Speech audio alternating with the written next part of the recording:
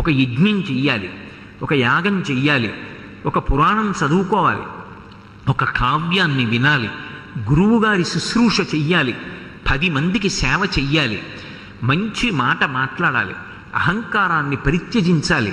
ఎవరు చెయ్యగలరు? ఒక్క మనుష్య ప్రాణికే ఉంది కర్మాధికారం. ఇక ఏ ఇతర ప్రాణికి లేదు.